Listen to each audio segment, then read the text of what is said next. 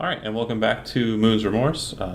If you've been following along, you will know that our great heroes just defeated a younger white dragon, but one that's plaguing the townfolk of Squallow nonetheless.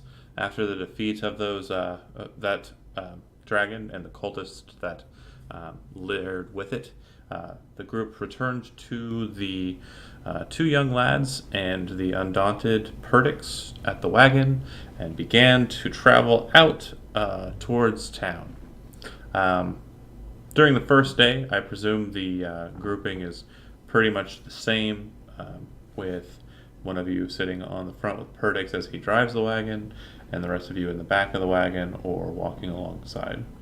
Um, if you guys want to go ahead and just tell me what you're committing to, and if you want to have some conversation about the great feat that you've just accomplished. I'd like. Usually I'd walk, but Isaac will sit in the wagon and unlock his tome because he's got some writing to do. We got some good deeds we gotta record.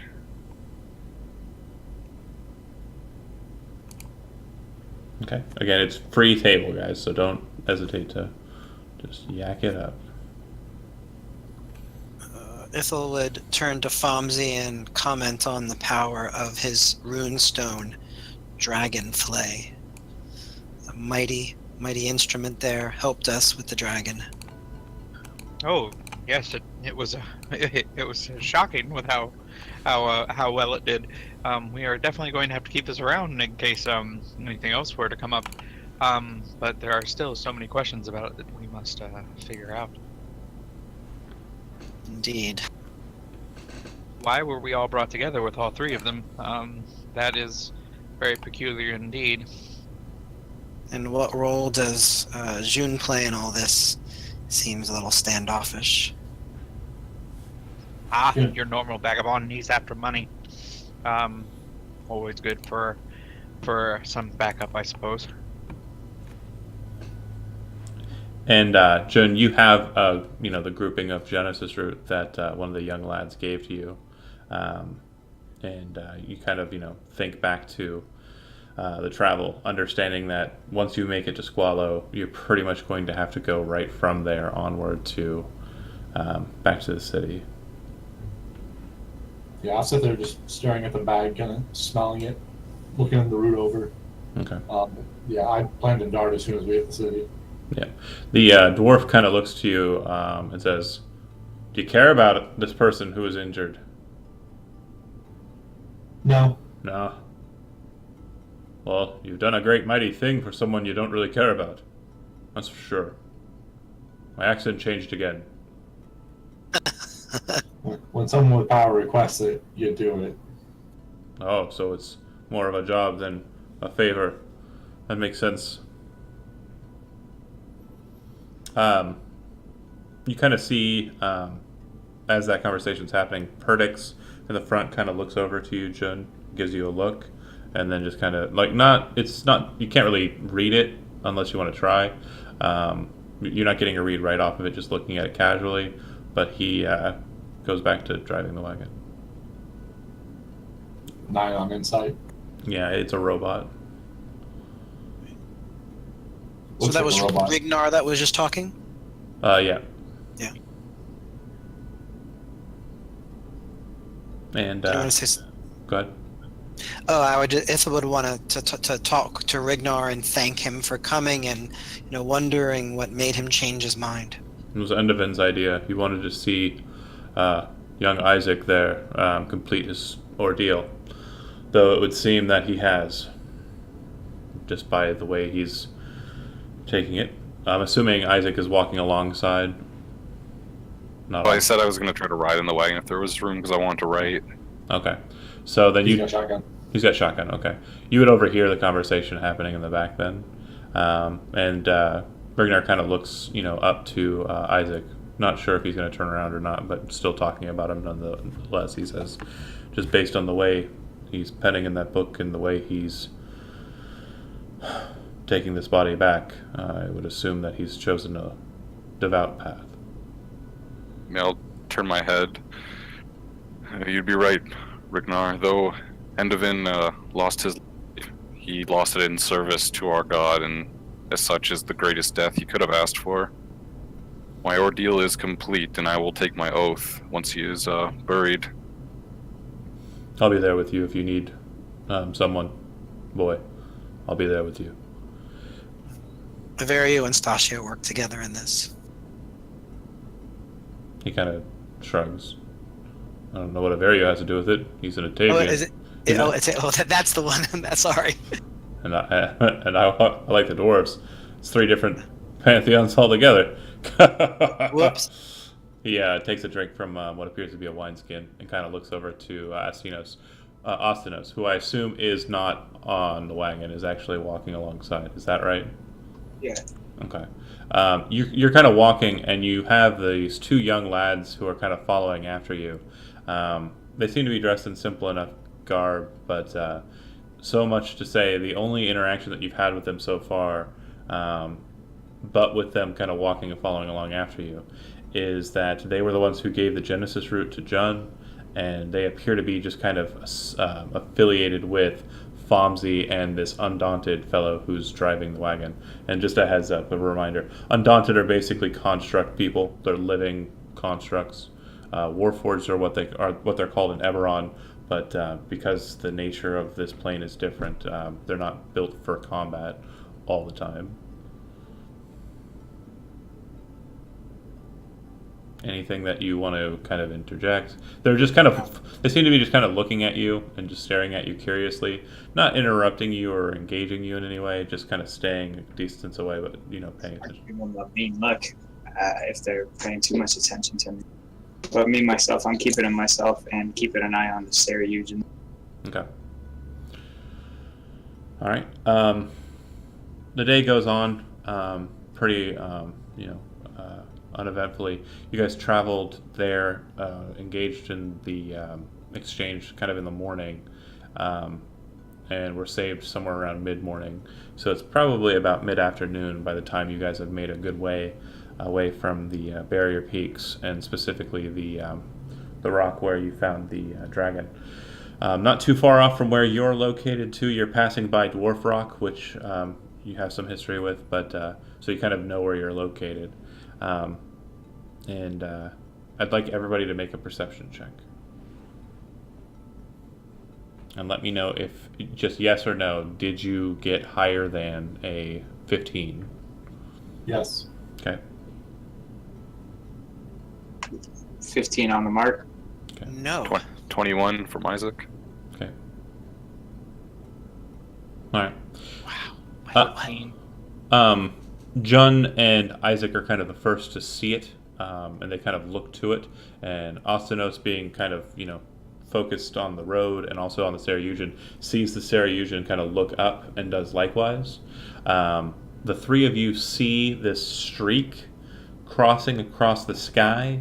It seems to be kind of heading in your direction, or rather in the direction opposite of the direction you're going. So if you're heading kind of north to south, it's heading south to north. And this purple streak kind of just streaks out across the sky and seems to kind of move towards the barrier peaks. If you kind of watch it, it's very quick. It's very fast moving. But if you watch it, you can actually see where it's kind of headed. And do you kind of, basically just starting with you, Isaac, and then moving across the board, do you say anything or do anything besides look? Yeah, I'll kind of like snap my book closed and just generally not saying it specifically, just be like, look, Okay. a shooting star in the middle of the day. Well, very peculiar. All right. So you kind of gets everybody's attention. Ithel, Perdix, Rignar, and Fonzie are not lucky enough to catch it, but you see the aftermath. So there's several mountains in the barrier peaks, and the low-lying mountains, smaller mountains. The dragon one that you just encountered or just were on, Dwarf Rock is kind of a lower mountain, but this is kind of like the, actual formation of the barrier peaks. You see what happens? It strikes the mountains, and it causes a large plume of snow and rock and what you would assume ash to rise up into the sky. if you had to venture a guess, it's probably about a day and a half, just casual travel, possibly longer because of the mountains and um, possible impassable terrain or very hard to pass terrain. But it strikes into the mountain and causes a large burst up from the mountain, very visible in the daylight.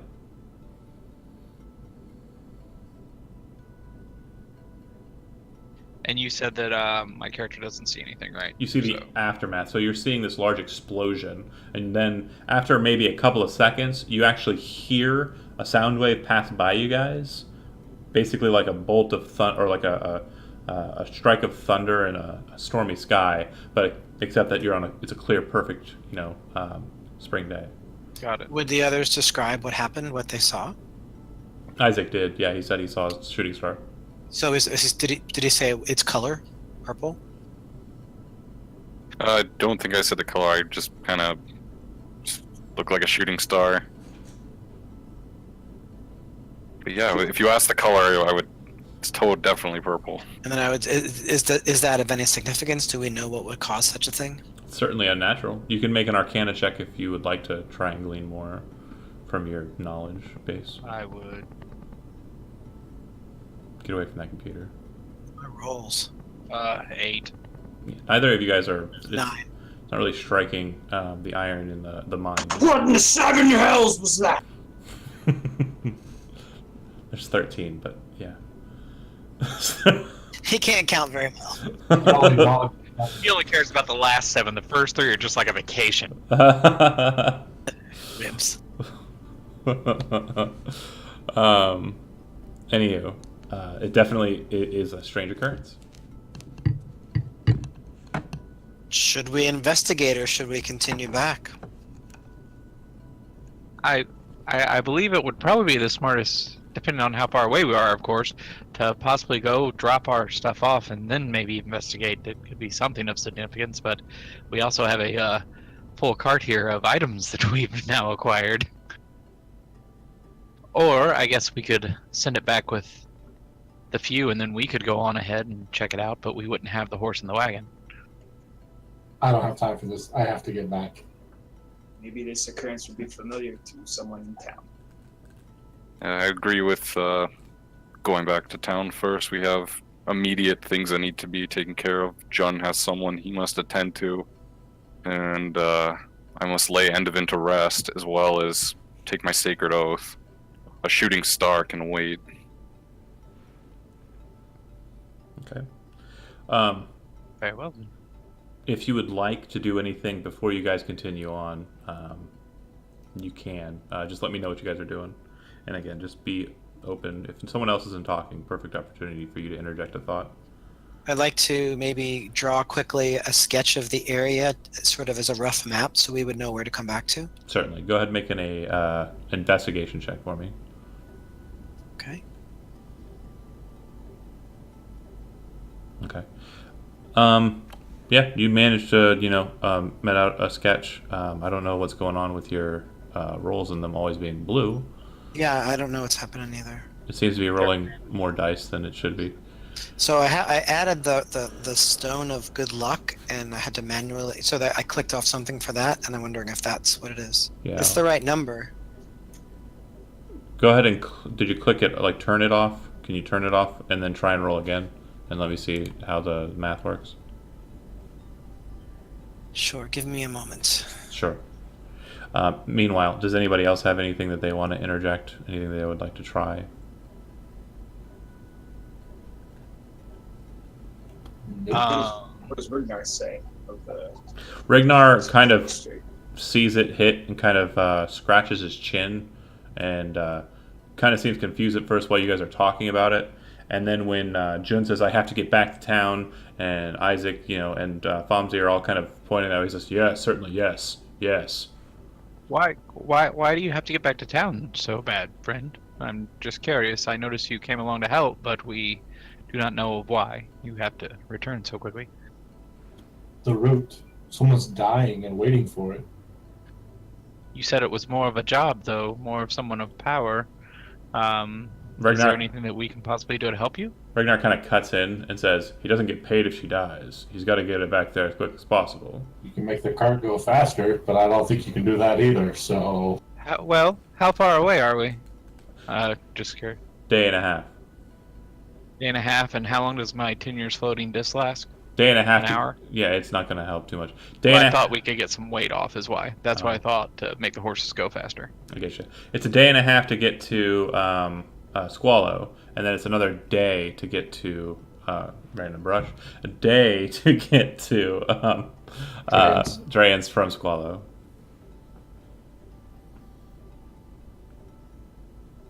All right.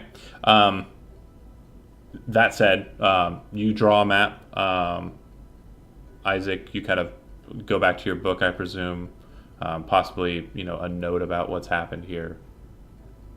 Jun, focused and determined, and Fomsy, curious as ever. Ostanos, following alongside. You guys make your way onward. The day goes by uneventfully. It comes to nightfall. The normal watch schedule was already determined, but you have a couple new compatriots.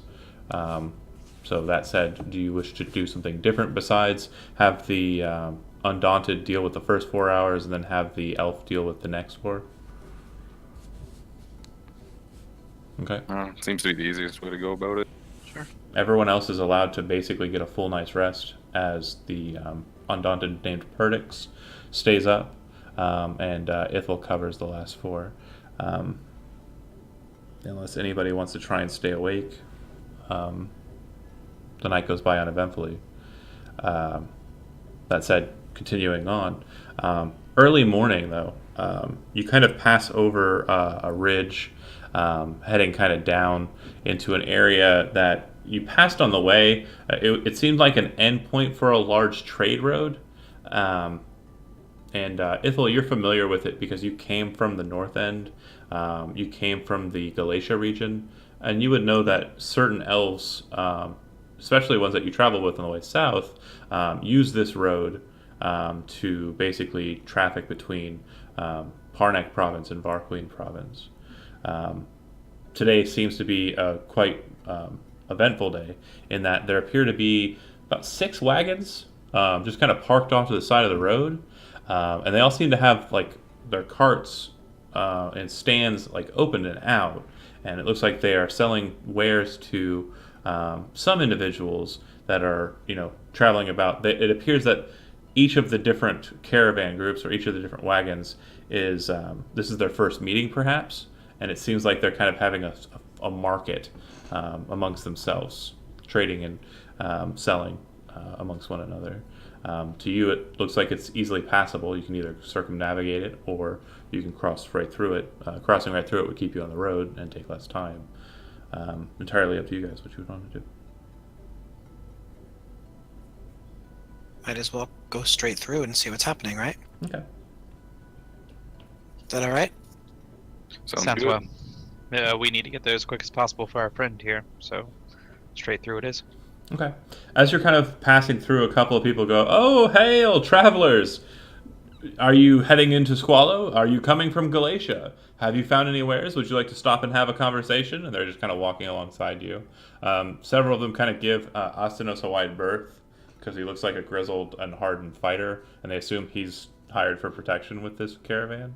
Several of the other people kind of look like they might be merchants, especially Fomsy and Ithel, and Jun, for sure. But they're definitely like inquiring up to the wagon, asking, "Is there anything that you found that you'd like to trade? We have some fine wares, silks from the Far East, and fine metalwork from the North." No, thank you. We're quite in a hurry right now. Our friend needs to help someone, so we thank you for your kindness, but no. They don't even hear the last part of it. After you say no, they just kind of wander away. Can you still see the barrier peaks from where we are now? Yeah, they're pretty visible in this part of the world, but they're not massive as they were when you were there a day ago.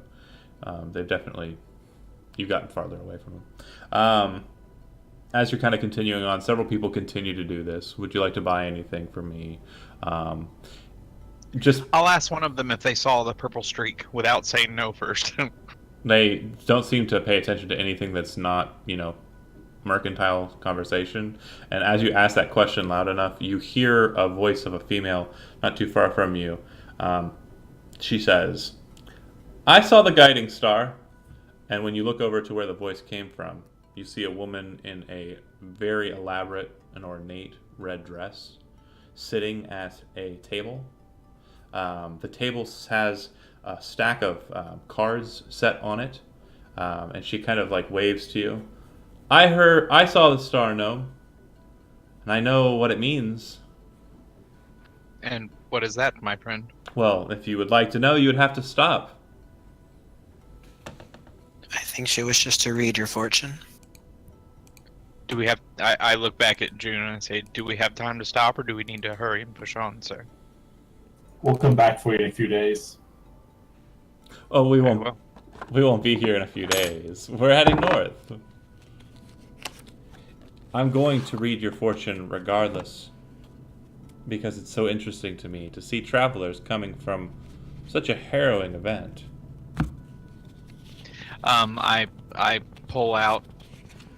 She quickly moves the deck and makes a smaller stack and a larger stack. If you'd like to make an Arcana check, you can to figure out what she means by it. Just Fumsy? 21. You can as well. So No, I don't need to. that's fine.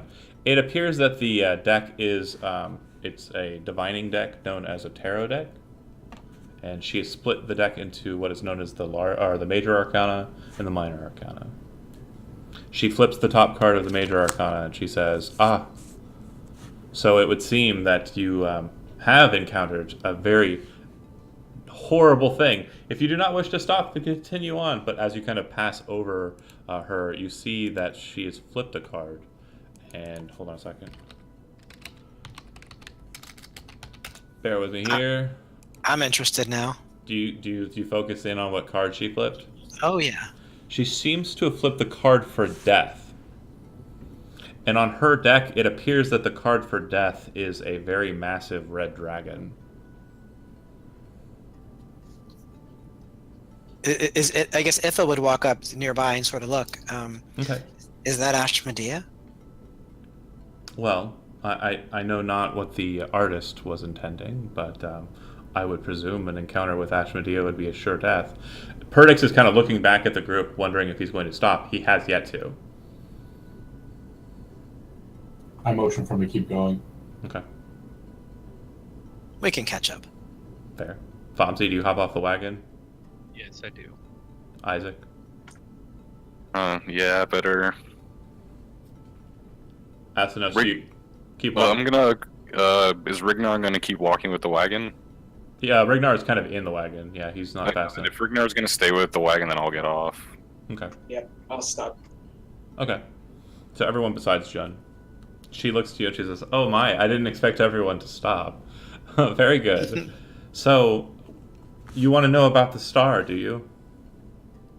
Yes, and I'll drop 4 gold on the table.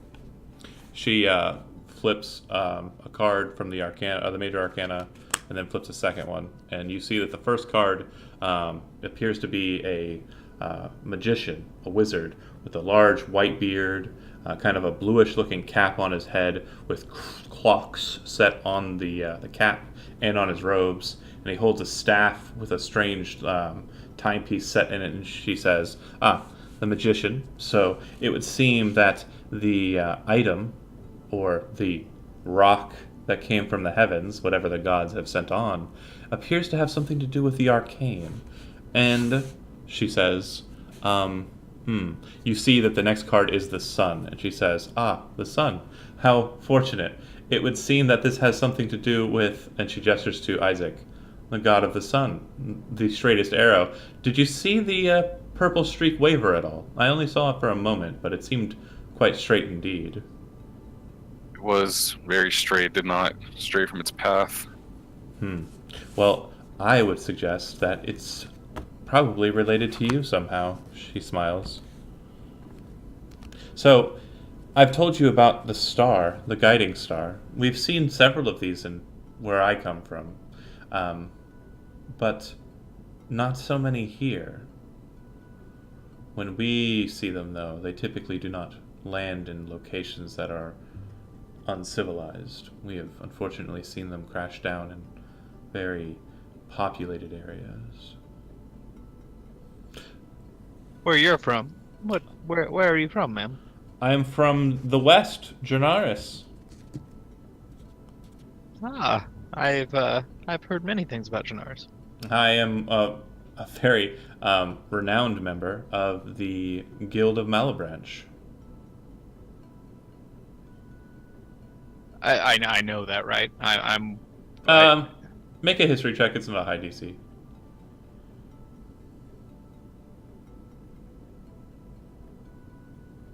Eight. Nope. Yeah, it sounds familiar, vaguely. You're sure if you had a book or a library, you could probably met it out. It's something that sounds common, but it's something that you don't pay attention to personally as much as you think you might should. Where do these guiding stars come from? What do they portend? Well, it was said by many of the Magier that the guiding stars were leftover remains of what is known as the Dreamer's Gate. They were said to be gifts from, or rather, attacks by a creature known as Sod Derlathoth, an entity from far from this world. But enough about that. There's not really much more I can tell you about that. Let me tell you about you. She's still like talking directly to Fomsy. She's talking to Ithel at this point. Would you? Yeah, Would you like to know more about yourself? I would. Perfect. And she smiles. That'll be 5 silver. She I would put dropped five. five gold on the table, madam. Oh, she looks. I didn't see her hand rise up. I apologize, small one.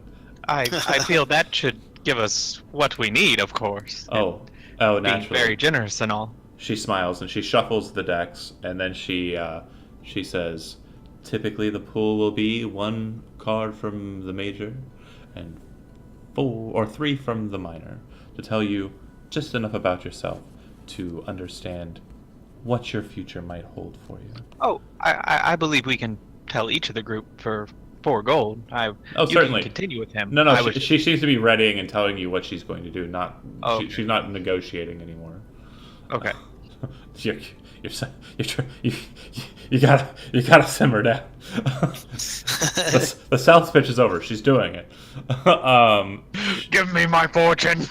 She gestures to Ithel. Ladies first. Absolutely. She flips the first card and she smiles. Ah, the High Priestess. Interesting. You seem to be a priestess yourself of an elvish goddess. Not one I'm terribly familiar with. Or rather, not one I think I want to be too familiar with. A lesser deity, is it not?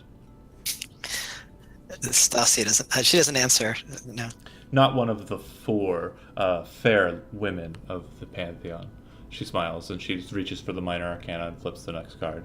Ah, the King of Amulets. It would seem that this means that you are destined for some sort of greatness, or you are perhaps set to be opposed by something great. Either way, greatness stands in your path. It may be a boon to you. It may be a burden. She flips the next card. The Knight of Crowns. So, this would seem that you are on a quest yourself. On a quest for glory. On a quest for personal achievement, it would seem. Is that correct? It is. Well, it would seem that the two are aligned, perhaps. Perhaps you will find this glory. Perhaps it will be a boon or a burden. Stasia wills it. She flips the last card. The Page of Stones. She shrugs. Oh, well, as your final card, this could mean that you are going to see it as a burden and not as a boon. Because, as I read it, this means that you will be laid low. You will be put somewhere that will make you humble. A very unfortunate reading, but not the most unfortunate reading I've ever seen. She shrugs. I could have flipped the death card. She looks to the rest of you. Who next? I'm gonna let out like a snort, like a. I'm gonna turn and walk away towards June and Ragnar. She flips a card. You move like a chariot, and as she says it, the two of you that are, or the three of you that still remain, you see that she flips a card, and it's the chariot from the Major Arcana. Always quick to flee. Were you so quick to flee when your son died? Ouch. Oh, damn. She says He went there. She says as she flips the next card. I can see that you've had a great loss, and I assume it's your son, because I have flipped the page of chalices. A chalice usually means a blood relation, and the page usually means a minor to you. Do you stop and turn? Yeah, I stop, turn around, and give her my attention. She flips the next card. The six of chalices. It would seem that your wife was not too terribly keen on what happened with this situation and has scorned you. Do you want her back? I'm not gonna answer. Well, if you do, I don't think it's in the cards for you. In fact, I think something greater is in the cards for you. She flips over the Queen of Crowns. She says, be it a woman or perhaps something far greater than any love could bring a person, perhaps wealth and splendor, and adornment or adoration from the histories. You, sir, have much in your future that is greater than what has left you. I speak sooth, and I tell you, your past leads you to better things. Unfortunately, your elf friend's not so lucky. She looks to the gnome. And what about you? You said that at least you didn't flip over the death card, but the death card was the first one you flipped over. Is that for me? It was regarding the star. Well, what do you have for me, man? The tower is the first card I flipped. And so what I would understand, and she looks at you and she says, just based on what you're wearing, I presume you are a member of the Association of Tall Gnomery, correct? The last alliance of dwarfs and elves and men? Yes, the staff. That fits with the tower. If I recall correctly, the lore of the staff is kept in several towers in the Academy in Rostigar, is it not? Correct. I sometimes like to applaud myself in my reading. She shrugs as she flips the next card and she says, the 5 of amulets. A simple thing. So it would seem that there are 5 places or 5 items that will appear before you. 5 things of import that will be very interesting in your future. Based on what I've seen so far, she flips the next card and she looks it over. The Queen of Crowns. I would say that this is something that you are already uncovering. She looks back to the 5 of amulets and she says, it would seem that you've already got 3 of what you seek, and 5 being the number of them that you do seek. 5 total? No, not 5 total. She flips the next card. 7. 7 total. The 7 of amulets speaks truth. But the 5 is an interesting number in that, well, it would seem that there are 5 that are close by, besides the 3 that you know about.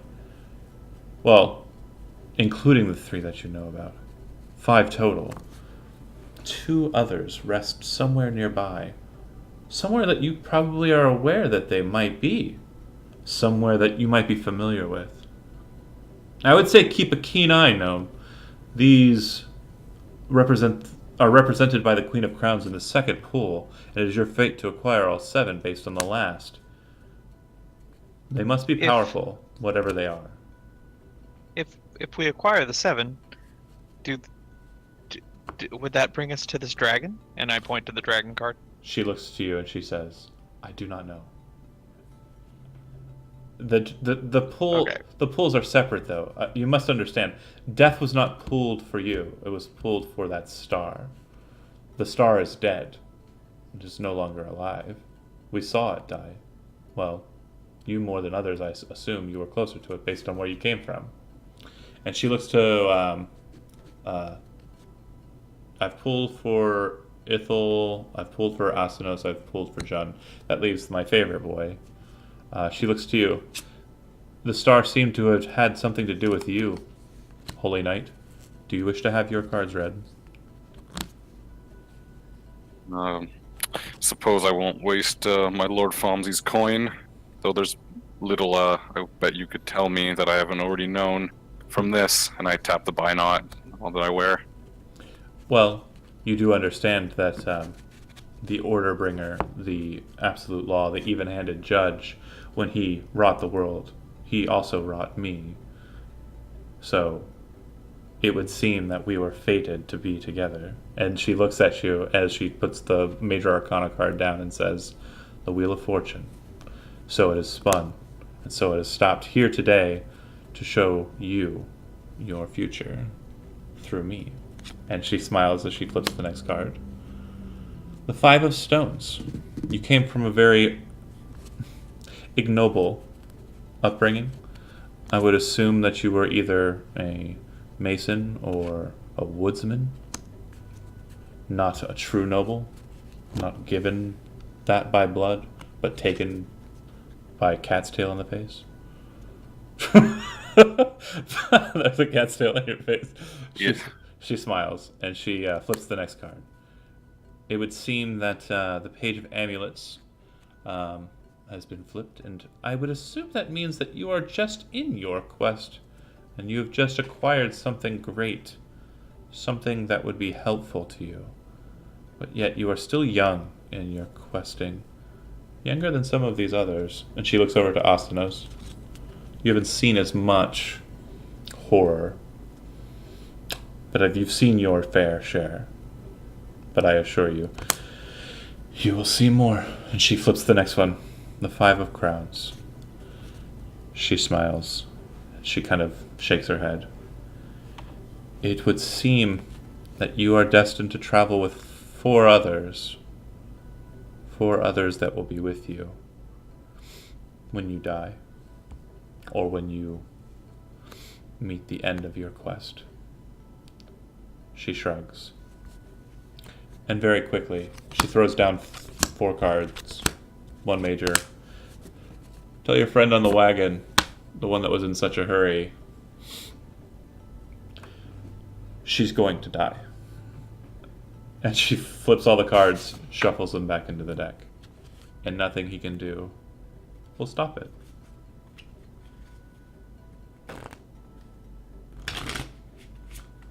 She then takes the coin and clinks it together.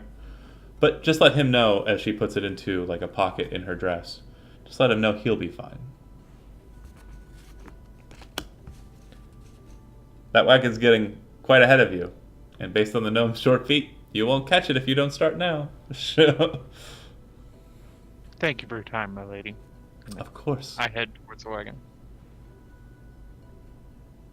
I look visibly shook by her words, but I'm also heading back towards the wagon. Yeah, I just kind of give her a nod and start heading towards the wagon. Same. Yeah.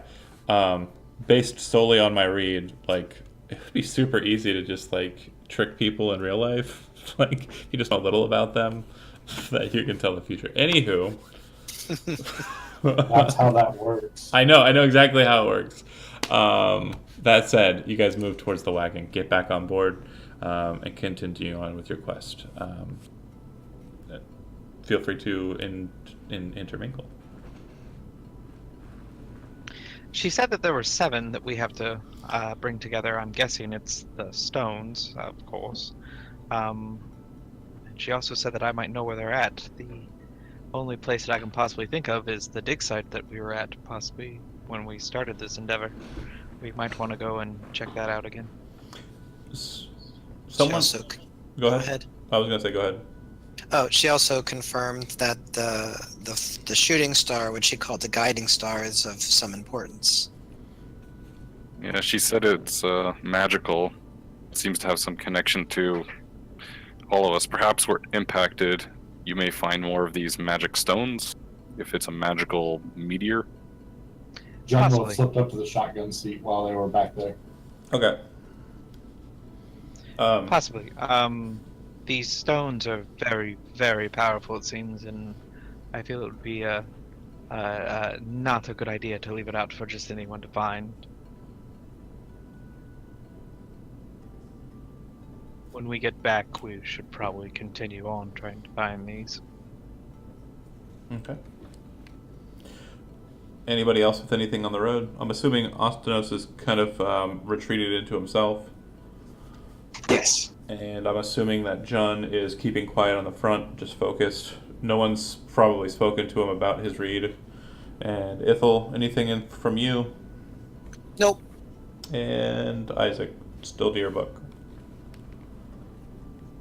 I'm done writing for now. Okay, But yeah, just kind of walking, thinking. gotcha.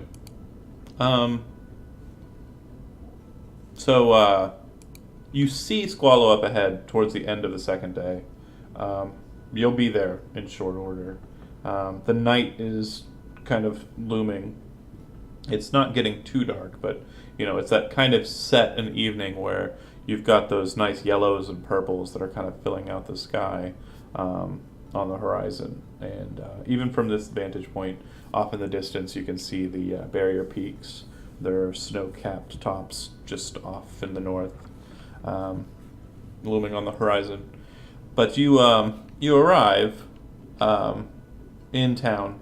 Where do you guys lead the wagon to? Are you going back to the tavern, to Rignar's temple, anywhere in particular? And let me go ahead and just migrate the map to there. Some of us haven't been before, so I do want to make sure I don't assume too much. So I have a couple of things I'd want to find out. Okay. I'm interested in finding out about this jeweled dagger that has the markings of the House Vastal, I think you said, and if Yeah. anybody knows about that. Okay. And I'd also be interested in finding out about the name that we heard the fortune teller say, Durlathoth. Sod Derlathoth, correct. I'll go ahead and type that out so you have a writing copy. You said it was early evening when we got back? Yep. And I'm going to do something for simplicity's sake. I'm going to pop out a couple of numbers here. Just because you guys have been to these locations. Are there any kinds of stables or anything of the sort near the gate? Near the gate, no. There is what appears to be kind of a small, it's not so much as stables. They are, it looks like they are keeping farm animals just outside of the city. Does it look like it'd be possible to get a horse there? If you go and ask, the farmhand that you speak to says, if you want a horse, you should head on into town. There's one of the most famous stable hands in all of Parnek is within. There's a barn house behind, just to the west of the tower. I dismount the wagon at the gate. I don't say anything. I just jump off and head to my entrance into the town, and then head back there. Okay, as you're about to do so, and you kind of look into the town, you see that the others are probably heading in towards the tavern area on the wagon still if you're jumping off. But you would see that sitting just outside of the tavern, kind of just sitting against the wall on the ground, is a familiar looking face to you. You see it is Heihachiro Komaki. How is that familiar to me? Hey, is that the was the her her guardian. assistant? Or, Mhm. yeah. The guy you left behind with her is here. And I'll still slip in through my entrance and then Okay. grab him. All right, I'll go ahead, and since you're doing that, 6B is the tower that you enter in, if you can see the... Yeah. Yep. The rest of you, are you guys heading in directly and just kind of moving towards the tavern. Just going from left to right. Andy, where would you like to go first? So I'd want to find out about those two items. So like if there's anyone that knows about the House Vastal, Okay. whether it's Rignar or someone else. Rignar says, House Vastal is the house on the hill, the keep there. If you wish to know anything about them, if you can get access to the nobility, if someone were able to assist you in speaking to the nobles, but they typically don't just accept anyone. They may be interested in speaking to an elf, but again, you'd have to play your own luck. I don't have many favors I can pull with them. In fact, maybe after a couple of days of me spreading the word that we've defeated Primus, but right now I'm not on terribly good terms with them. Okay, that's fine for now. And Chris. I would head towards the elf to tell him about killing Primus. You go into the elf, okay. Before you left, the elf, he would have given you, instead of going through the whole process, just a special knock that can be engaged in on the door. I use said knock and We'll get to you in a bit. okay, sorry. No worries. Ostinos, what are you doing when you get into town? I'll put a hand on Isaac's shoulder as I'm passing him, and I'll say, what's the name of the tavern here in town? The tavern is the Red Lion. I tell him, I will be at the Red Lion. Do not travel on without me. I'd like to continue with you. I need a moment, maybe a night, and I'll be at the place that you just said. Red Lion. Okay. The Red Oh Lion. yes, that place. And then, John, you're heading there as well once you get in. And Isaac? Yeah, after that brief exchange with Warrior. Oh, fuck. You just said his name. Ostinos. Ostinos. Yeah, I'll just be like, yes, I believe we have some things to take care of. Take the time you need to process. I must attend to the burial of my patron. And I'll kind of, I want to ask Rignard if there's time tonight for the ceremony, for the burial, or if he wants to wait till tomorrow. Why He said we could use his, like, lich yard or whatever. Yeah. His graveyard. That's perfectly fine. I do have, it's, my mausoleum is underground. On odd.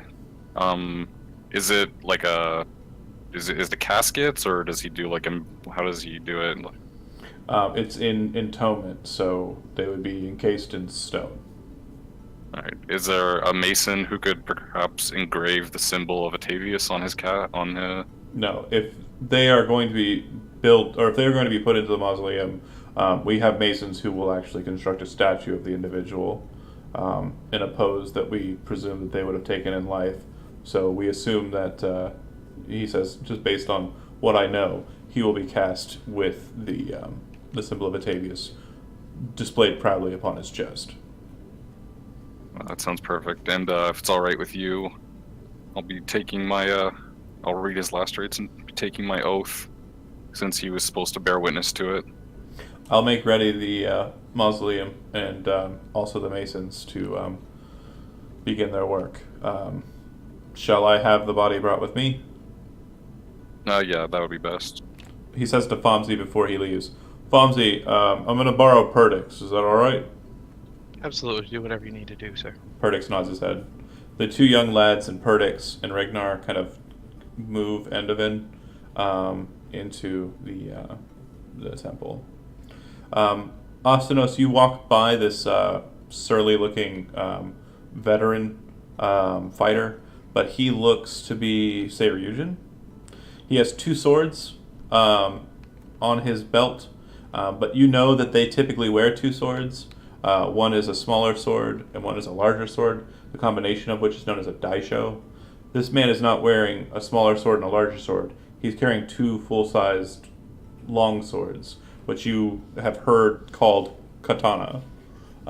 One has a green handle and one has a blue handle.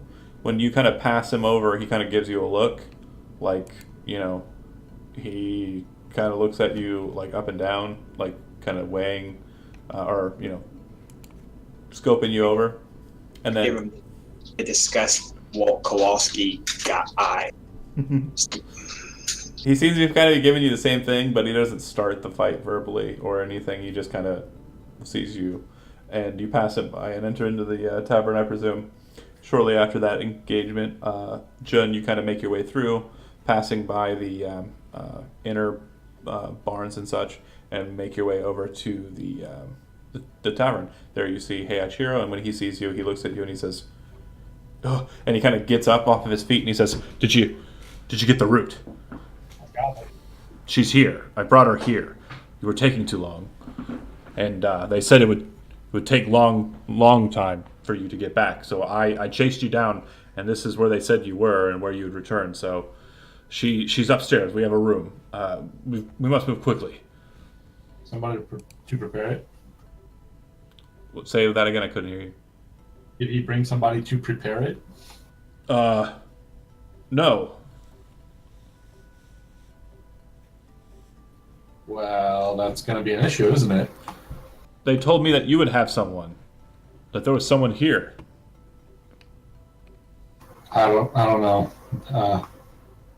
Maybe the old dwarf, but he's burying someone now. Well, it's got to be him. Well, let's go see if we can find him. Okay. And he gets up off his feet and heads on with you to.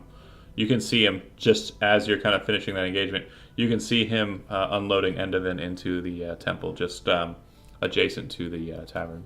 Cut from you, cut to Astinos. You kind of enter into the tavern. There's a middle-aged, kind of later middle-aged man behind the bar. A couple of females, one young and very just perky and very jovial, kind of walking around talking to some of the fishermen that are in the tavern. The place does kind of have a scent of fish, but it's not from anything they're cooking. It seems to be just the guests, and they all seem to be very happy today. The bartender says, "Hail, friend, soldier. Drinks are on the house for you." And he puts out a mug. "What do you want?" And I just need keep them coming. Pulls out a bottle, sets it out on the table. It appears to be an elvish honey mead, and he says, "It's all yours." Fine, I pour it into the glass and finish my first drink quicker probably than he's ever seen anybody finish it and pour another one. He kind of gives you a nod. You typically receive certain kind of courtesies from folks, like basically when law enforcement goes into a restaurant, they get discounts or what have you. It's just a respectful thing. They know that you're out there protecting them. They're basically respecting you in that regard. And he says, "Anything to eat?" Yeah, absolutely. All right. Well, we're serving up mutton and cheeses tonight, so that's what we'll get you. He kind of gestures to one of the ladies, and she kind of heads on into the back. Thank you. No problem. You kind of see the room for what it is. I mean, it's just a bunch of townsfolk, ending out the day. Nothing too rowdy or rambunctious. But as your eyes kind of just kind of gaze around, you do see someone who's a little different, sitting off in a corner by themselves. They're kind of on a raised platform, and their chair's kind of individual without a table. And this person, she seems to be kind of just messing around with some sort of stringed instrument over in the corner. She's not playing it. You do occasionally hear a note or something. It seems like she's tuning the instrument. And after a couple of drinks, I'll just grab the bottle and approach her. Okay. By the time you've had a couple of drinks and kind of maneuvered over to her, she's starting to play just a light tune, nothing too heavy or anything like sincere, and she's not singing yet. It sounds like she's kind of just letting everyone know that she's in the tavern. And a lot more folks, the farmer folks, are kind of turning their chairs, setting themselves up in the table so that they're able to watch her as they eat and drink. As I'll approach her and I'll ask, "Milady, do you know any songs from Barnum?" Of course. And as you kind of get closer to her, she kind of pulls back, a hood she was wearing. Her hair dark that you could see before. Now, when you look at her like up close, you see that her skin is just kind of bright red, and she has horns kind of emanating from the top of her head. You've seen tieflings before. They're not terribly uncommon, but they're still kind of weird, and they have a certain air of mystery about them. Most folks regard them as trickster types, and they are usually seen like that. But again, form your own opinions. She says, "I know the Song of Ryan." That would be wonderful. And I'll toss her gold into whatever case, hat, whatever she's got on the stage, Okay. and sit down in the nearest chair.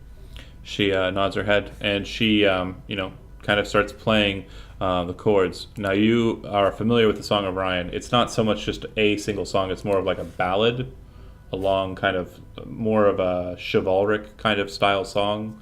And it's a long tale about the hero Orion during the Aetan ages, who fought and served at the pleasure of Averiu, the saint who lanced Ashmedea's heart and ended the War of Sword and Serpent. But yeah, she knows it perfectly, and her song, when she starts singing it, her voice is flawless. It almost kind of, at the points where it starts referring to the camaraderie between Ryan and his other soldiers and their endeavor to kind of combat the servants of the scaled ones. It's kind of it's like Oh yeah, Asnos is getting the field. He's getting the field. Yeah. The tavern seems a bit more lively though when she kind of gets to the parts that are more about like the those conflicts.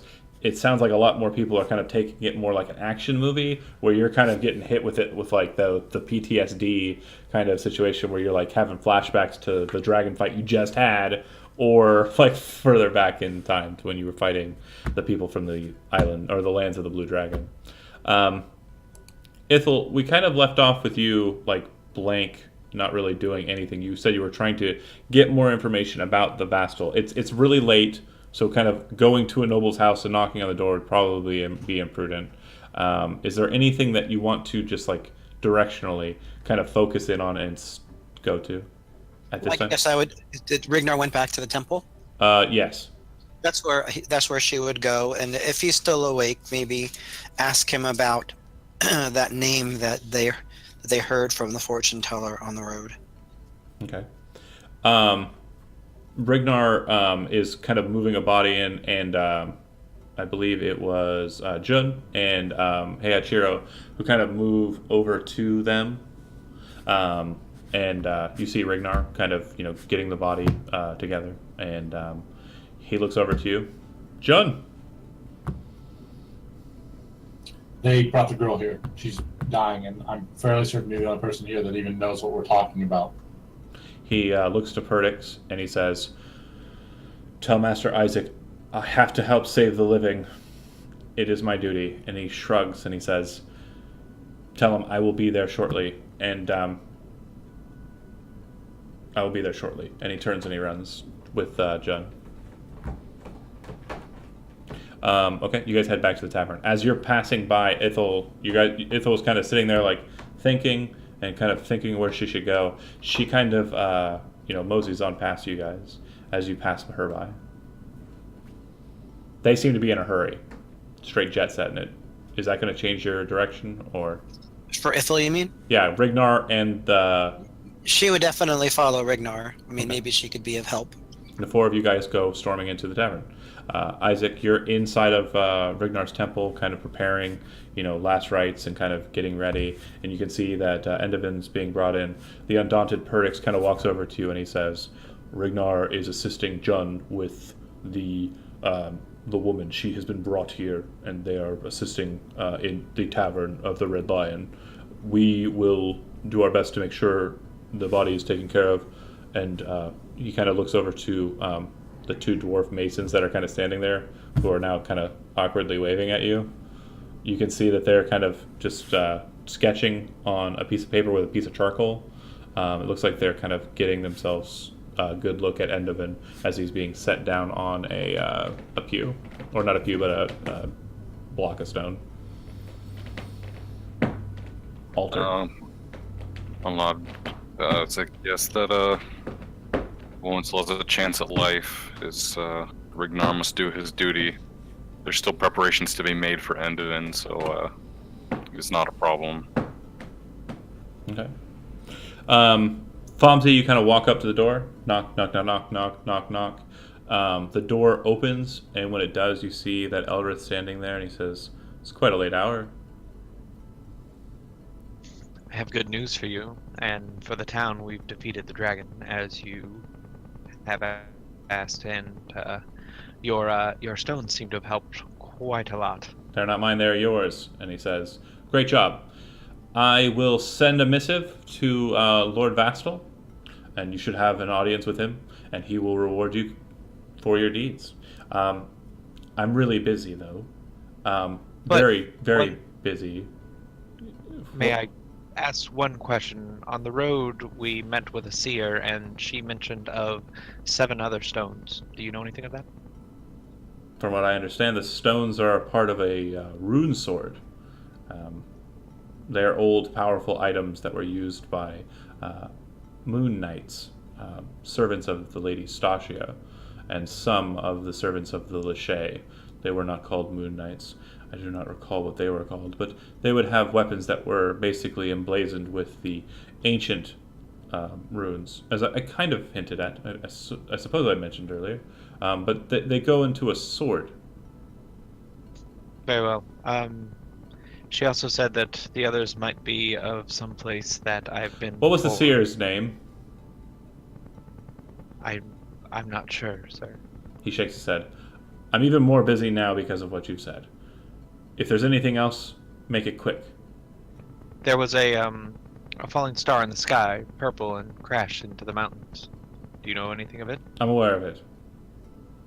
Is it anything that we should be concerned of or possibly look into?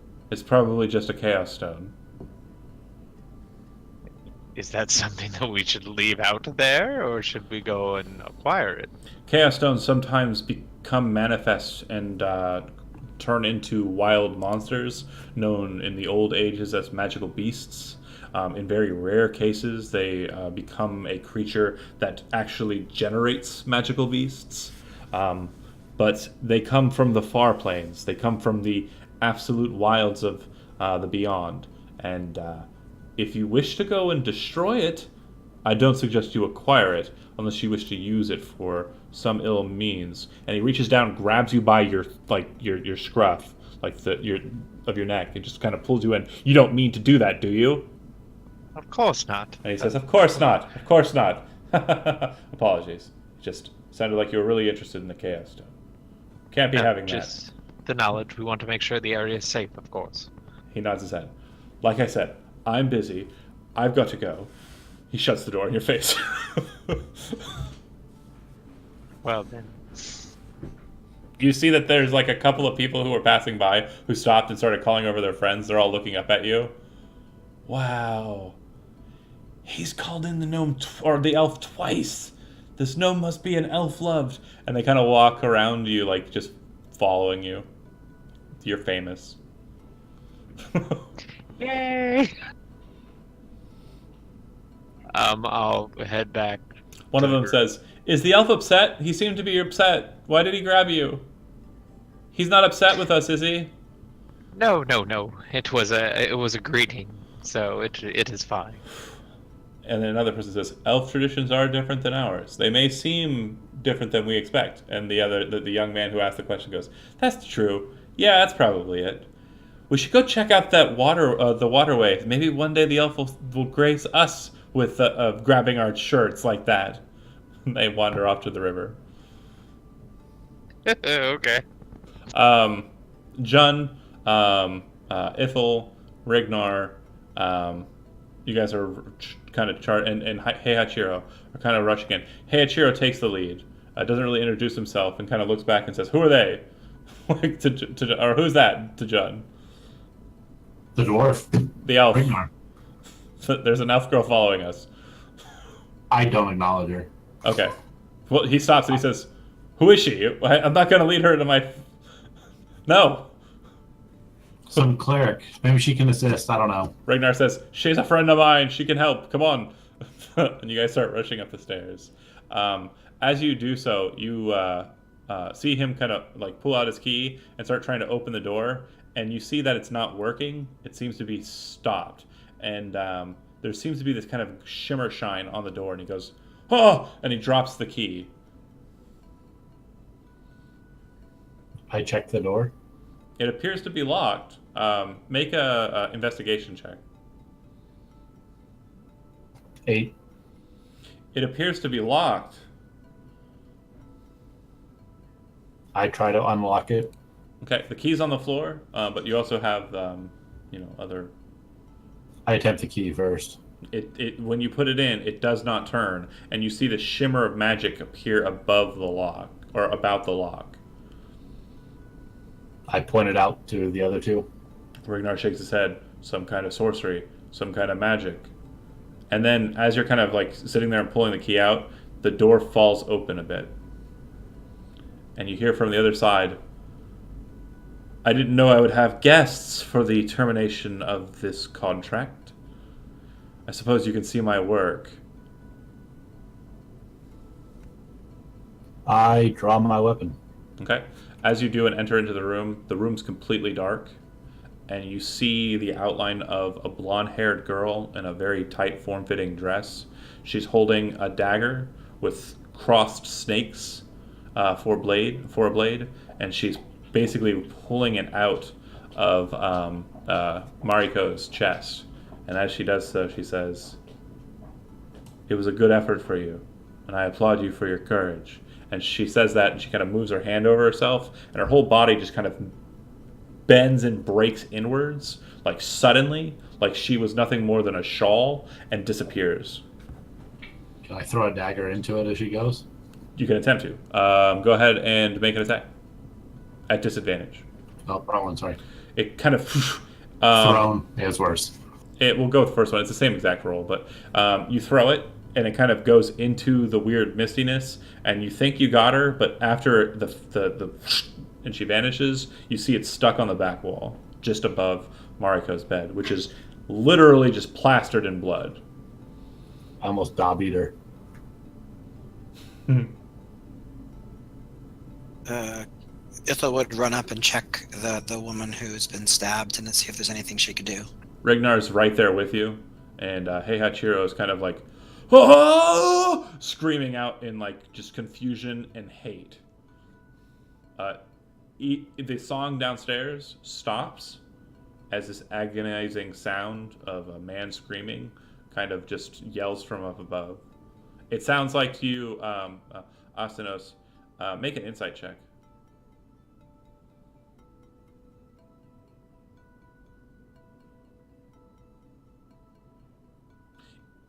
Even with that lower roll, it's still pretty close to your heart.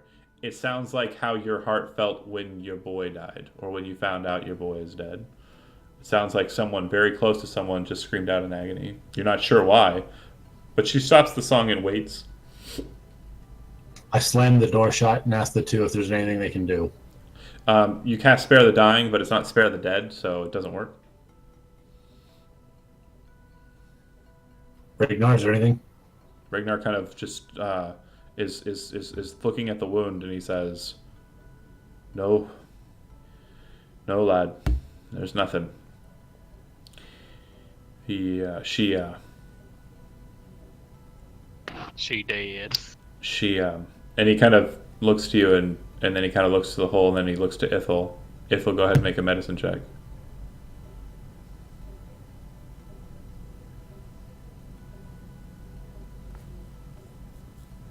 $21. Her heart has been extracted, and you don't see where her heart's located. Oh, that's pretty gnarly. Yeah, I say that. Her heart's literally gone. Matter of factly, calmly, Heihachiro, on the other hand, who's not in that state of being, just kind of, and then falls to his knees and like clutches the ground. I grab Heihachiro by his robes and stand him back up, and I say, "Focus." I tell Ithel and Ragnar, "Get downstairs and clear the tavern." I didn't start wrapping the body up in the blankets. Rignar kind of nods his head and heads downstairs. You can hear Rignar's voice, and Joe, you see Rignar come in and looks to the lady who's about to start playing again, says, "Hold," and he walks over to the bartender and says, "We got to get everyone out. There's been a murder. There's been a murder." And the bartender kind of nods his head. I'll call over the guard.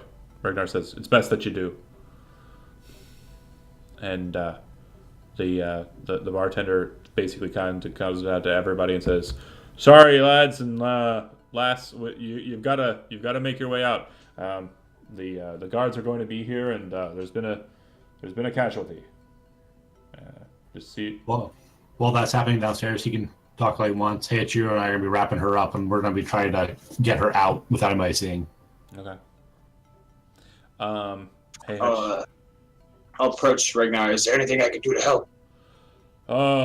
They were they're gonna try and move the body. One of them looks strong. The other one looks strong too. They probably could move them. I don't think they need any help with that. Just see that these folks get out, okay? Totally.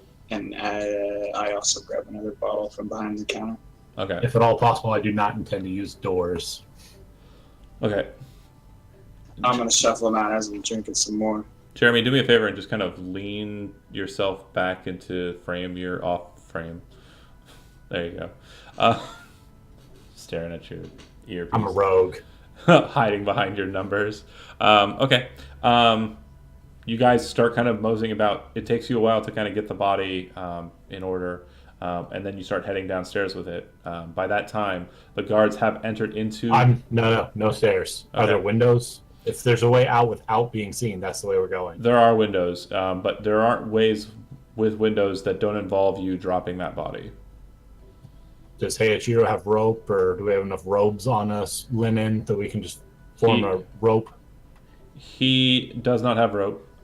He does have a Haori. You could attempt to try and tie it to her and lower her, and then if someone catches it down below. But that's obvious. If he's bulkier than I am, then he's catching. Okay. He drops down and gets ready to receive the dropping of his dead friend. And I'll be holding her either by her feet or hands as she's wrapped in the blankets, so he if we're only on the second floor, he should be able to reach her. By about the time to kind of take the weight. By about the time you've engaged in the Home Alonian style kind of technique here, the guards have arrived on the scene with Rignar and the bartender. Rignar kind of looks to Ithel and says, "Go just check on your friend. Make sure that he's okay. He is your friend, right?" Who is he talking about? The lad who wanted the roots. June. Okay, yeah, sure. Okay. Just about this time, you've got the body. You're ready to start descending it down to Heiichiro. Once you get to the door, Andy, what does Ithel do? So Ithel walks in and sees June trying to lower a body down. Door was locked, or door was... Door would, I would assume, be locked. I didn't say it was. Definitely closed at the very least. Closed then. So she's able to open and kind of look in to see what's happening. You see Jun kind of holding a bit of robe, kind of lowering something down out the window. The man that was in here before with the two swords is not present. My gods, what are you doing, thief?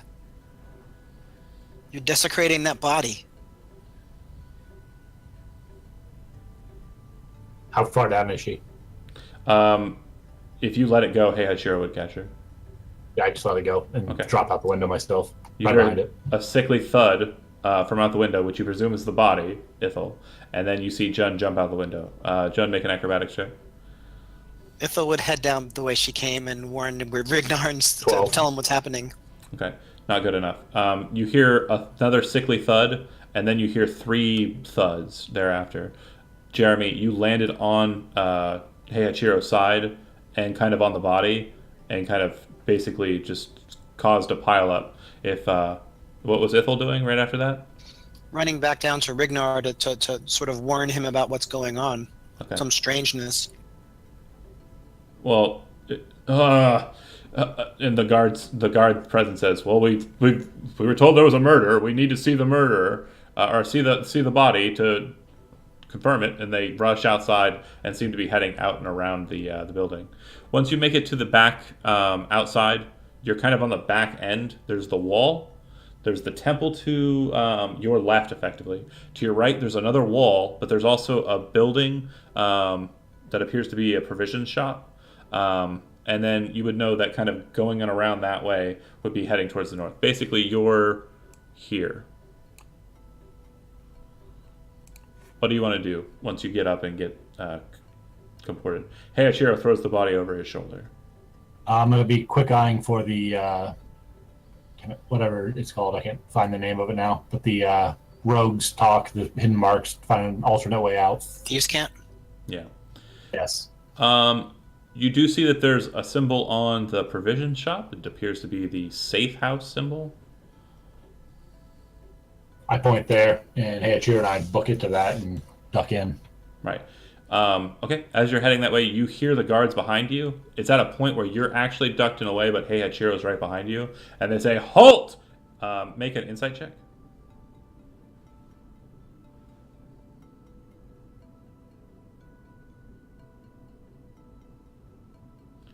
11. You're pretty sure that you've been spotted as well. Bonus action hide. Okay. So you're going to attempt to hide, not caring about Heiichiro's fate? No. Can I use it to hide him and draw the attention to myself?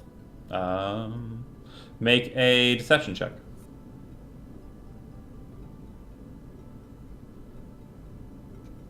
Do you, 8. You don't have inspiration. No, you've not given it out to anybody. Correct. No. You actually blunder it and go out there to attempt to do so, and the guards kind of move up into a position where you know that they see both of you, and if you were to try and kind of go anywhere, they'd be high on your tail. There's two of them approaching you. Heiichiro kind of looks at you and says, "What do we do?" I say, get her out of here. I'll just run straight at the guards and Okay. then stop right in front of them and sprint back. Okay. You're rushing at them like you're going to attack them? As if I may, but it's going to be like a baseball slide, pop back up and run away. Oh, okay, gotcha. Make another deception check as you do that. And then Heiichiro, you see him kind of bounding leap up Failing bad. the Whoa. leg. When you rush forward and try and basically shuttle run and then snap back, your foot slips and you kind of slide a bit further than you'd like.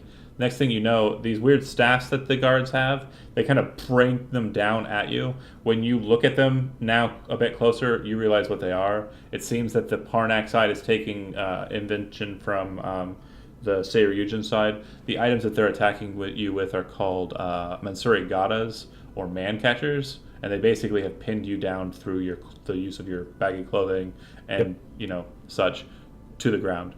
And they say, "Halt! Do not try to move or return the sickles." I say, okay. All right. You see that there are two other guards that are coming around the other way. It looks like they were basically enveloping around the building. And then you see one other guard kind of moving up who appears to be the leader of the group. He does not have a polearm. He has a very large woodcutter's axe in his hand. And he kind of walks over and he looks to you and he says, "What were you doing? Where'd the body go? Are you the murderer?" I sit calmly on the ground and do nothing. "Detain him. Put him in shackles." And they do so. One of them holding you down, or two of them holding you down, the third one applying the shackles. Once they have you basically secured, I offer no resistance and do exactly as they say. they peel you up off the ground and start heading you away. Those of you that were inside, as you're kind of outside looking at what's going on, you see that Jun is being led by the 5 guards out into the courtyard. One of them walks over to Rignar, the one that has the woodman's axe, and he says, "Is this the murderer?" Or Rignar says, "No, he was trying to get us to save him. Why did you detain him?" "Because he tried to flee. If he wasn't doing anything wrong, he wouldn't have been running. We're taking him up to the keep. Lord Vassal will rule on what happens to him tomorrow on the White Sands. If you wish to attend, Rignar, of course, you are welcome to it." And he looks over to Ithel. "And you too, fair lady elf, if you're involved in this in any way or care." And they shrug, and they start leading John away. Isaac, as you're sitting in there, and they're basically got sketches done of Endovan, and you're kind of solemnly looking. The door's been left open by Rigner when he rushed out, and you see John in shackles being led by Townsguard up the promenade there, up through the thoroughfare towards the bit there. And Fomsy, I'm not surprised. well So within. that goes with rogues. Like, you've been walking that way, and you've seen like some kind of kerfuffle, and you're like, I don't know what's going on. And then you see that they've basically detained John as you kind of came to the group to start asking questions. It would be that makes sense. All right. Yeah, I could see that happening. But if possible, I'd just like to ask one of the guards. Like, you go out. Just want to see what's to be done with this man, if possible.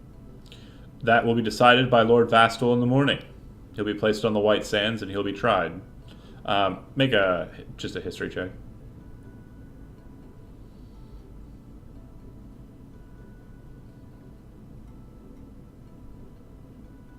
What'd you get?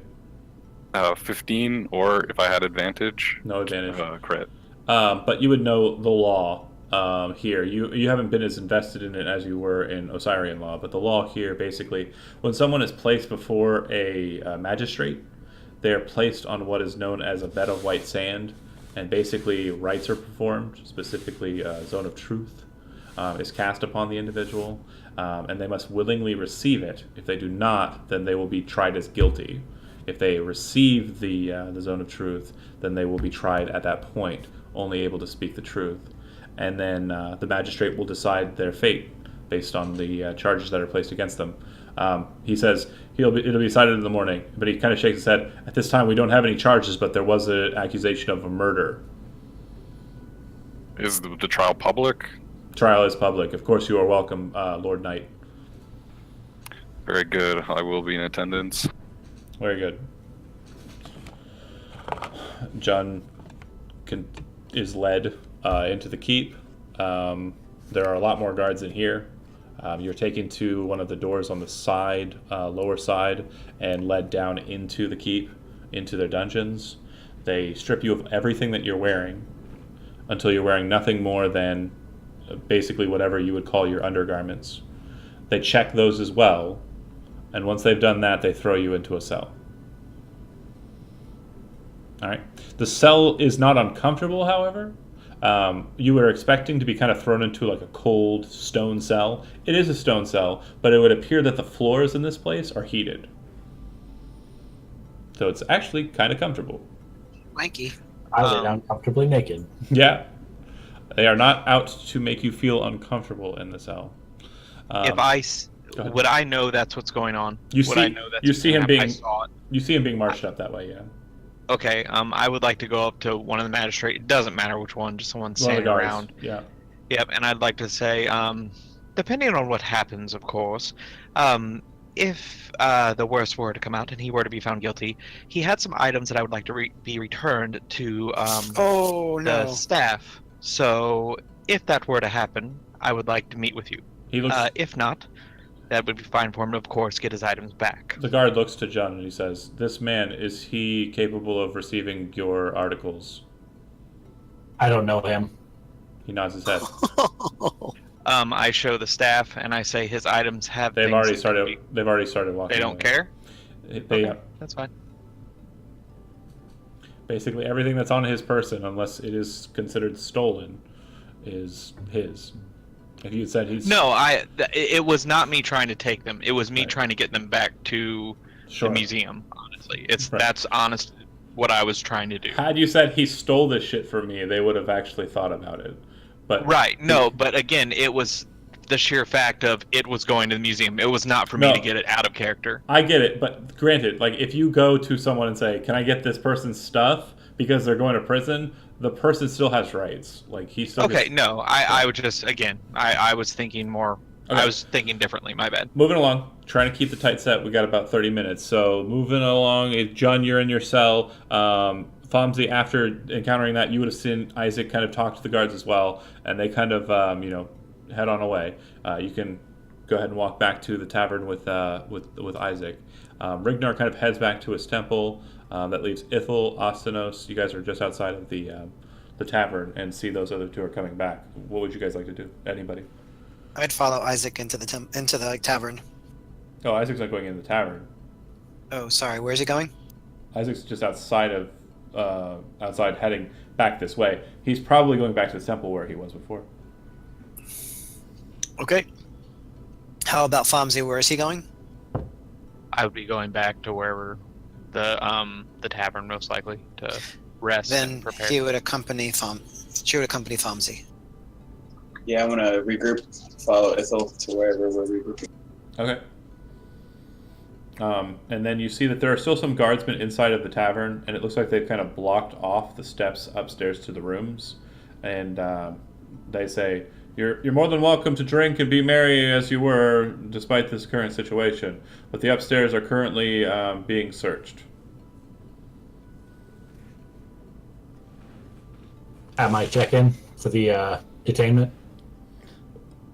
I'll need to, whenever they're checking me in and taking all my stuff, I would make one request that word is sent to the Margans. I need representation. That shall be done. Bands. He says as well, what name will you be placing on the form? How shall we announce you tomorrow in court? John. John. No surname? None. Very good. We'll send a note, and hopefully someone is there to defend you.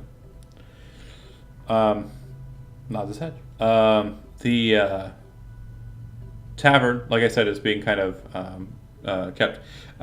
Eventually, you see that all of the guardsmen kind of come down with several portions of a bed, kind of removing the bed entirely. It looks like the bed is basically covered in blood, and they basically just announce that it's coming through and not to be alarmed. They take it outside. It seems like they're taking it for evidence. There appears to be one person who is kind of in charge, who you didn't initially see in the guards, but has arrived at some point and is kind of, it looks like he's leading the investigation. When you kind of look at him, he has a very pompous look to him. Blonde hair that's kind of like short or long, but like cut in like a curl under each side of his chin. He's wearing armor. Emblazoned across on the front portion of his breastplate, it says Vastal in the common tongue. He has a very large hilted sword. The sword blade might not be as large, but it looks like the weight of the blade, the weight of the weapon, is mainly in the handle.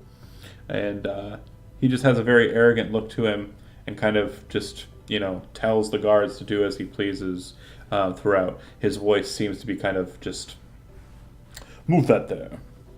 Now, very curt and to the point. But eventually he and the guards kind of leave the tavern with lots of things and head out. The player, she has taken her position, but she's now playing just a happy tune, nothing too terribly unfamiliar, and the farmers seem to be enjoying it well enough and tipping her handsomely. Anything for you guys for the rest of the night? In the morning, I would like to prepare to actually go to who the Uptoma go see about reporting what happened with the dragon and killing them and everything, and what has happened. Okay. And Asanas? Yeah, what the hell happened with your friend? He's no real friend of ours. We came together by chance. Ithel would look to Isaac and say, "I don't know what to make of him. He seems a shady sort." Yes, and are we all together? We're together, right? I would say so. yes, and when asked about his possessions, he said that he did not know us. So, Well, that's all well and good. I'm not a huge fan of the Saryugens myself. However, when we were in combat with the dragon, young gnome, he did stand over you and make sure that you were able to get up and continue fighting. I agree. I'd call that a friend. I agree. Nice. That's why it shocked me when he said that he did not know us. It was strange. We will Maybe find there's out in the more morning going on here than how what much of you a are friend aware he of. truly is. Oh, Isaac, did you go back to the tavern or did you go to the temple? You know, just for this conversation's purposes, I'm with the group. Okay. Oh, definitely. Okay. You probably came here because you know that in a part of the rites that you have to perform, wine needs to be basically poured over the body, some form of wine.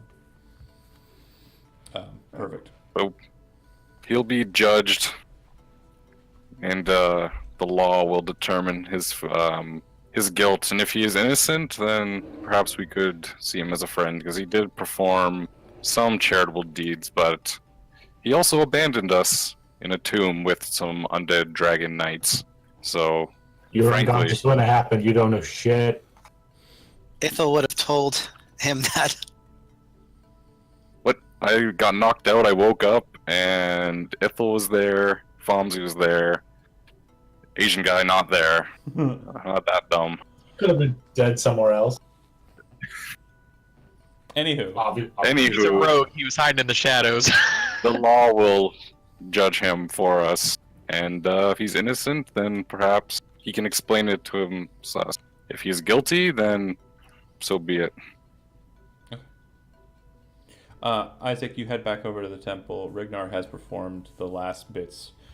They basically have not finished the statue. They haven't really started on it, but you know that in a couple of weeks' time, basically a statue will be put into the mausoleum where he's interred. They take the body, and you basically perform rites over the body. Then they take the body and they lower it into the ground, basically on its feet standing. And then they lower in what's known as dwarven stone, which is kind of a liquid stone. It's concrete, effectively, into the orifice in the stone and fill it out. Once it's completed, the dwarven runesmith carves the man's name, but he does so in the old Osirian tongue, having taken a while to practice it with charcoal on paper, and it actually looks perfect.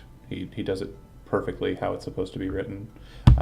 You say the last words over the body, over the placement, and he says the statue will go just here, and that's where he will be. If you wish to pay any respects, of course you are welcome to the mausoleum for that purpose. If the body needs to be moved, the liquid stone can be removed, and he can be sent to where he needs to go. That is perfect, and I appreciate the effort you took in learning the Osirian language. I know it can be difficult. Perhaps as thanks, I would like to make a donation to your guild of stonemasons, if that would be appropriate. It's absolutely not a problem. If you wish to donate to the church. They're really the ones that keep us in business. I nod. I will return in the morning Okay. and pay my last respects Okay. for I feel before fate whisks me away from this town. Ostinos, you intended to sleep after drinking and being cool, and going where in the morning? To the trial. Tag Okay. along. Okay. Fomsy, you're going to the keep not for the trial's purposes, but to engage with the Lord, as Elrith told you, or not Elrith, Arbelis. Yeah. Yeah. Yes. Okay. Ithel, trial. Yeah, but also wants to take the opportunity to show the jeweled dagger to one of the Vastal family, if possible. Okay. And John, trial. I think I'm going to sit it out. Yeah. Fair. Okay. So you guys arrive at the keep. The keep seems to be very quiet. Two guardsmen standing at the front. Red cloaks, blue clothing underneath, metal caps, and just simple padded armor. They look to you and they say, "Halt! What is your purpose in entering the keep? Do you have one?" Are we all together going in? whoever. I've been Yeah. tagging along with Isaac. Yes, we wish to bear witness to the trial of the one Jean accused of murder. We wish to see the trial. That's what basically one of the guards looks like. Symbol of Vastal on their shirt, or holding their cloaks together. And they say, okay, well,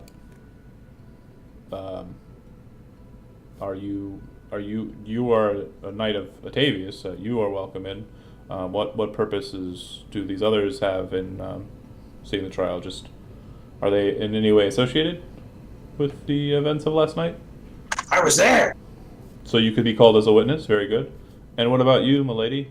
Or, well, I no, also was there. They stop. They say, no questions. You may enter, of course. And they all smile at you. Elf. They seem to like elves. Okay. And then, Fomsy, you make your way in as well, and you are not engaged. You are not intended on, like, you just want to speak to the Lord, correct? Yes. Okay. So what you find out is that the Lord will be busy until sun's high point, and the reason why is because of a trial. Even though the elf sent me? There's an elf in court, and we want to make sure all elves are happy. Okay. Blame Ithel. She's the problem. Ah. If you wish to be at the trial, that's certainly something that you could do. Yeah, if I can't see him, I'll go to the trial with the group. Okay. All right. And once you've all arrived there, you guys are basically just kind of set there. Shortly before this happens, you're sitting in your cell, John, and you are kind of just still sleeping a bit, just waiting to be awakened, and you feel kind of warm cloth kind of just fall on your body. I just cuddle deeper into the bed. Come on, wake up. Oh, hello. When you look over, you see that it's the barkeep from the tavern just out of Dran's. The man's name was Ian Sweet. Hail, Ian. Hail. You made a request. Didn't get too far. But got far enough. Didn't expect to see you here. Representation, not something we could muster as quickly as you wanted it, so I guess I'll have to do. What happened? And I understand it's a bit of travel. What happened? And don't be too candid. And he kind of makes a hand gesture and speaks subtly. You understand that he's asking you to tell him in Thieves' Camp. Basically, you relay the events of last night entirely, or do you hold anything back from Ian? I know Ian and know where he is in the organization. Yeah, he's intermediate. He's up there. He's not like Good enough. Yeah, but he's good enough. He's well above me.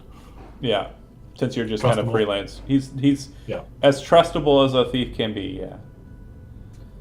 Then I'll relay him exactly what happened, and then that in the best interest of the Mardigans, and not bringing this all the way back to them. I requested somebody come in and help out. He kind of makes a gesture and then says something, and he basically asks directly in Cant, "Is that a threat?" No, by no means. Okay. I want to protect their name and what we're doing. A warning. Okay, he nods his head. That's better. Not even a warning. Well, Just- no, there's a possibility of it being a problem. You're warning them that there's a possibility of it being a problem, not you directly being the threat. Oh, okay. And then very quickly, in the Thieves' Camp, did Ichihiro get back? I was going to ask you where you sent him. I told him to get out of town. So if he hasn't made it back to you, I'm hoping he's just on the road. And you're certain that the woman that killed her was a conglomerate assassin? As much as I can assume, I don't know anything about them. I mean, Snake Dagger, if that helps. Yeah. I'm pretty sure Heihachiro's dead. Sucks for him, but I definitely didn't want, the police to find her and then tie it back to what I'm doing, what you're doing. Right. It is definitely a very illegal thing that's happened here. This appears to be a trial for murder. I've never committed a murder. Correct. So as long as they stay on this page, we should be fine. They're going to submit you to a spell, and you will have to willingly accept it, and they'll know if you don't. And he kind of smiles and he says, well, unless. And he kind of says, in Cant, basically tells you, in your pocket, inside of your pocket, is a tablet. You need to consume that tablet. I do so as I'm talking with my hands. I'm moving around. I'll just pop it in. All right. He says, dress yourself up. Let's be on our way. We're expected. Very well. Into the trial, you see two people walk in. You see Jun, who is still, he's not shackled, he's not manacled, but he is still being kind of watched over by two guards. He does seem to have his robes, not his articles or other effects. And then the other individual that's traveling with him is a man who's kind of wearing bluish robes, kind of more just like a common cloak or attire. He has a green Liberty cap with a yellow band over the surface of it. He's wearing kind of a leather jerkin over his blue attire. He looks like this. Handsome looking fellow. And he kind of appears to be some form of counsel for the accused. That's the word I wanted. He walks away from you and gestures towards a square in the center of the room, which has been kind of cut out and filled in with white sand. It looks like it's also been kind of brushed clean and smooth. And when he kind of walks away from you, he kind of walks into a position where he starts looking at the assembled individuals. Then he walks back over to John and he says, anyone here you know? I'll make quick gestures with my eyes to the four. Plus, I would assume that I forgot his name already. Ringar, he's here. Rignar's not here. Okay, then just the four, just the group. I'll just make a quick gesture to it. Okay. You see this man kind of walk away from Jun and walk over to you guys in the seats. There's a couple of other individuals, but nobody you would know, just NPC filler. But he walks directly over to the elf. Milady. Yes. Hi, I'm the counsel for the defendant, and I do have a question for you. It does appear that you were one of the witnesses that was present. Yes. It also would appear that you might know the defendant more than some of the others here. A bit more. Just a little bit. Great. That's great. I just want to know, did you see him commit the murder? So, John, just out of character, was I there and I saw the whole thing with the disappearance of the assassin? The door had to have been open far enough that I could throw a dagger at it, so you should have been able to at least see the shimmer of it disappear. You saw her, and you saw her vanish. Yep, that's what I would say then. That seems to match the story that the defendant's telling. Perfect. Would you be willing to submit yourself to the spell and step out onto the sands if called? Sure. Thank you. And he smiles. And then he kind of stops and turns back around and looks over his shoulder. Your accent. You are from Talanya, are you not? You have a good ear, my friend. It's relatively good. Most folks can tell where elves come from. If they're from an enclave, their accents can be just a horrid mess, but all the elves from Talanya, a very cosmopolitan air to their speech. And he grins. And he then says in Elvish, do you know him more than you're letting on? If you were able to see what you saw, I assume you were let up into that room before, and it wasn't by accident. Am I correct in that? I don't know what you mean out of character, John. He asked you, do you know the defendant more than you're letting on? Are you friends with him? Are you allies with him, is what he's asking. Allies, okay. Yeah, I know him a bit, yes. We have adventured together for a bit. Tell me more. Tell you more, sure. And then I would tell the story of our defeat of the dragon, and yeah, To be sure, he assisted you in defeating the dragon that plagues this town, he did. and you'd be willing to testify to that while submitted into as well. Yes. Would anybody else in this court be willing to do so as likewise? And he would say that this paladin of Atavius is a man of honor. I'm sure he would attest as well, Very good. as would this gnome. Ah, perfect. Well, he also he gestures to Asanos. What about him? Was he there? Were we all there? I don't know. I'm asking you. Yeah, if he was there, then sure. Sure. Oh, perfect. Great. I will consult with them and see what I can find out. He goes to each one of you and basically poses the same question. Do you know what happened last night? Do you attest to Jun being an honorable individual who helped fight an evil against the town? No, I wasn't there. No, I wouldn't say he's honorable. Yes, he helped kill the dragon. Those are slightly different I say it questions. exactly like that. Fair enough. So you will attest to his courage then. I will. Then that's all I'll need from you, Paladin. Thank you. And he smiles and walks over to Fomzi. And what about you? I heard from the guards that you were interested in gaining some of the effects that Jun has. I'm actually with the staff. I was. Oh, I know. Okay, I was more focused on bringing them back to the museum. It's Fomzi Dim's best, is it not? Yes, sir. Yes. A couple of your individual associates who are not too far from where my tavern's located have been engaging in a dig, looking for some old Basriel artifacts. Is that right? That's correct. We went to the site and cleared Yeah. out all the items and sent them back to the university. The sweet misery. That's where I come from. That's my tavern. It's not. It's in between the two towns, or the city of Drains and the town of Swallow. You guys are a Yes, bit to the east. I believe we stopped there on our way here. Yeah, I think I helped you provision a bit. Anyway, it's not the point.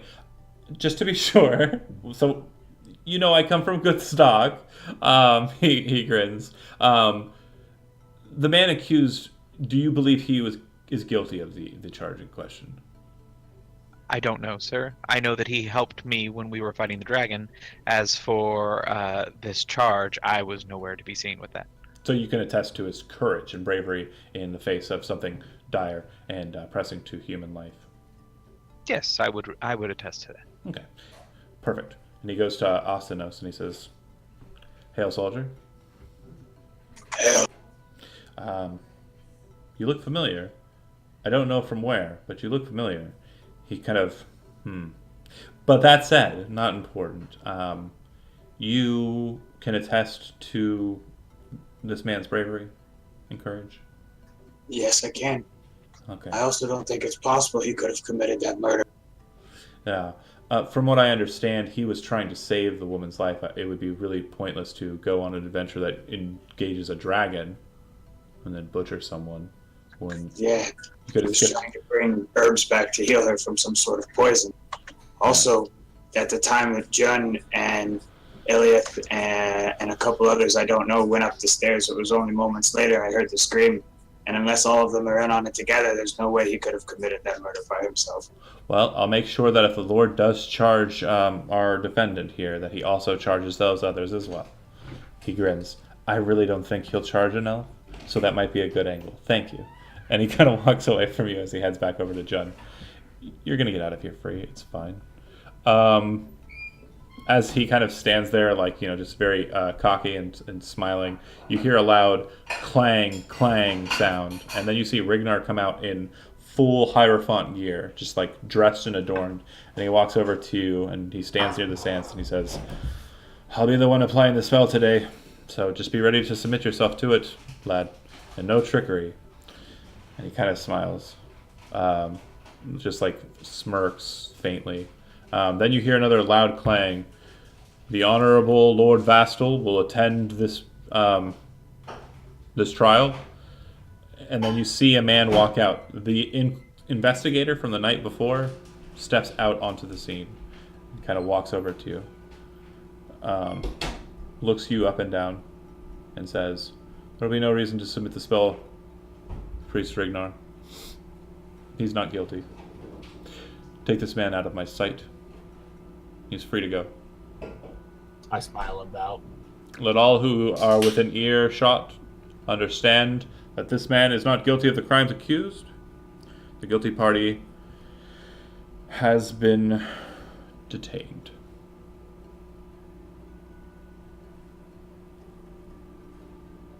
I'll just kind of nod and kind of say under my breath, just justice is done. Just, yep, that's what I like to see. Good court system working. Yeah. He says, I have a few moments before I continue on with more pressing matters than court dalliances. Does anyone have any matters to engage the Lord with since I am in this public forum? Ithel has the dagger and would step forward and present it and explain the circumstances of her finding it. Then it was in my son's care before he died. What of the coin? He takes the dagger from you, and he just snaps it out of your hand if you prefer, offer it forward. He just... Mm-hmm. What of the coin? We did find a coin. And will you return it to our coffers? Or do you mean to keep it for yourself, Belf? Oh, that is up to you. If you wish to have it, you should have it. By right of acquisition, it is it is in the hands of who acquired it, and by right of contest, you defeated the individual that it was gifted to.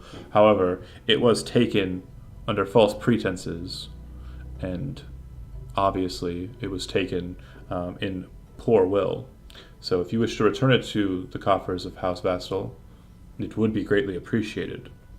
But by all rights of law, there is no reason that you have to do so. Okay. So Ithel would give him the coin. He takes the coin, and he looks at you and he says, I cannot express enough how grateful me and my house are for you returning this. And he places it into his pocket.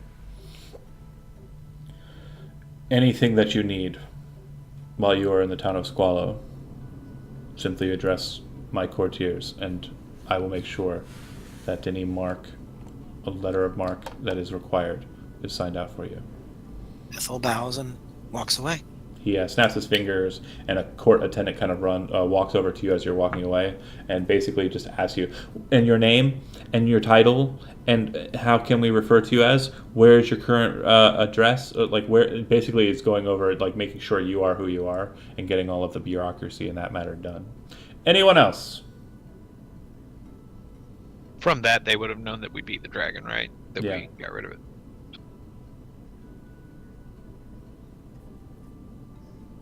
Was it just Ithel who wanted on you? Said Fomsy didn't want to talk to...